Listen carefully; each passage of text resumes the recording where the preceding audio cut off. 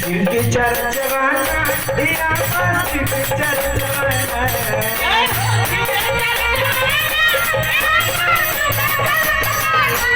गाँव जाके घर घर होता या शिव के चरचवाना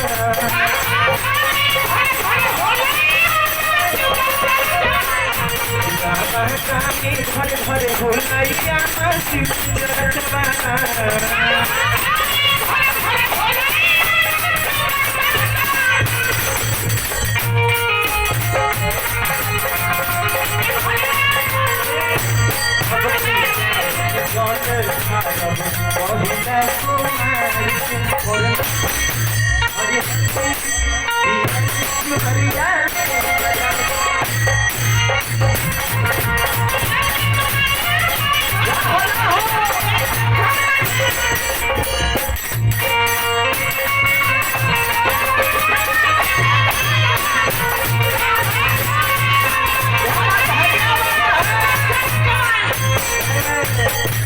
माल देखा तो गाना बजाना बंद कर दो काजी। हाँ जी 50 टका ही मिले तो तनी देरी खातिर रोक दो, अगर 500 के नोट मिले तो झल ढक बंद कर अपना घर चल चलो। तो ए भौजी अरे तारा तो शिव चाचा के साटा सब बुक हो गई तर भौजी लगत नहीं तो एकर दू सरकार वाला में हम तारा के बताओ तनी चलिए बबुआ के पापा जी की तरफ से हाँ जी बहुत बहुत रुपए का पुरस्कार आशीर्वाद के दौर में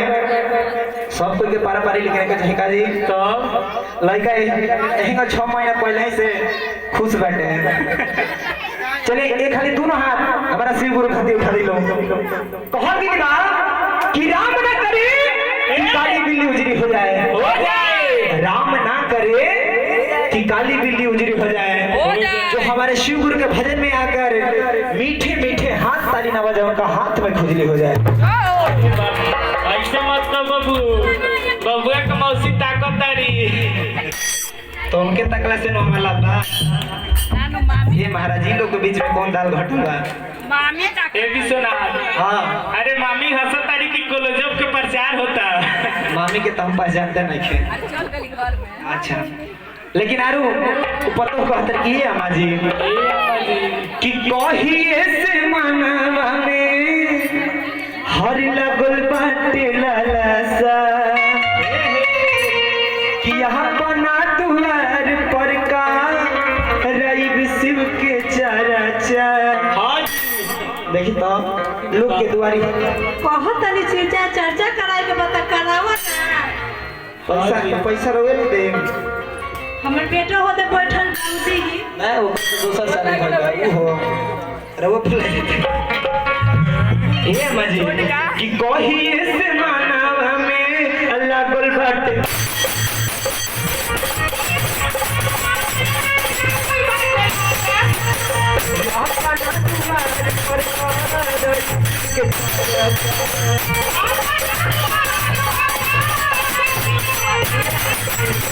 कोही से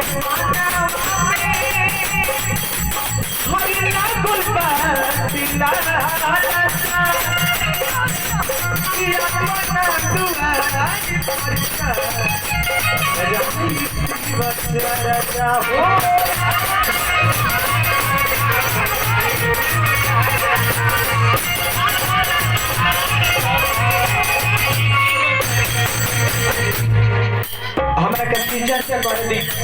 भले रहुआ कहे तब 2 दिन तो हम 4 दिन जाए लेकिन हमरा के टीचर से कर दी ये बाजी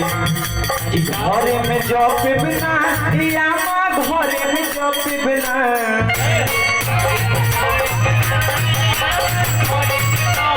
ये बाजी घरे में जॉब पे बिना या घरे में जॉब पे बिना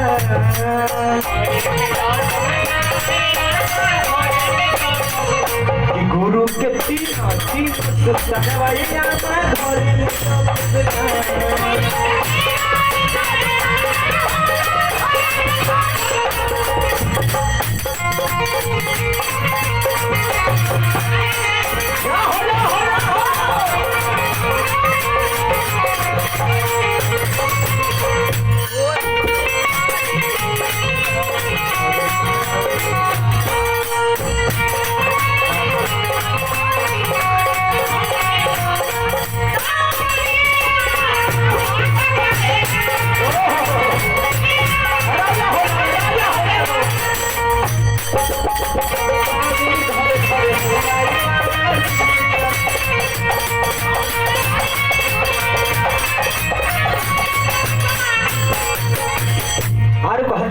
अम्मा जी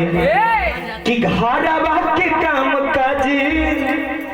जल्दी निपटाइब अरौरा संगे संगे और चर्चा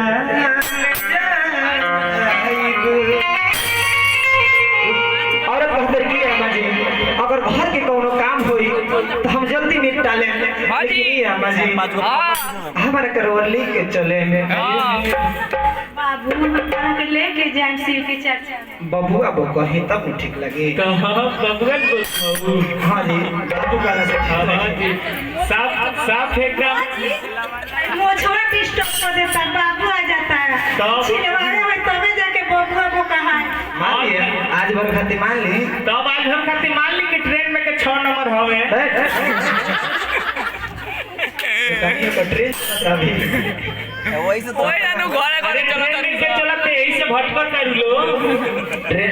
देखो ट्रेन में के जावे तो नु वो लोग खाती वो इतना बार का पिलन है गरम कर देते ठीक बा लेकिन हम नहीं देखे वो ए अम्मा जी कि घरा बाप के काम काजी हट जा लो आ जल्दी नहीं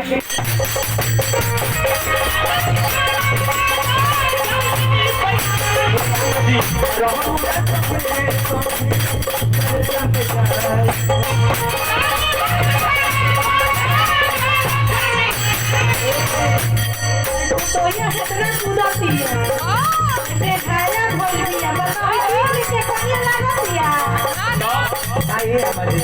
नहीं हरे के सुंदर दिए ऐसा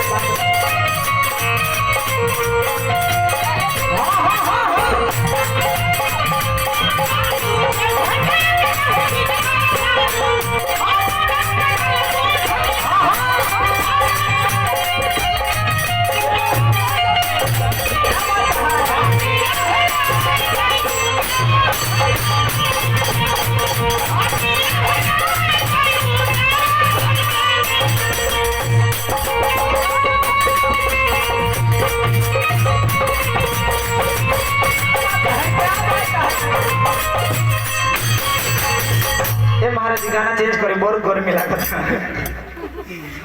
इस सब रात नहीं खाओ हाँ अब मुंह देखा तो सब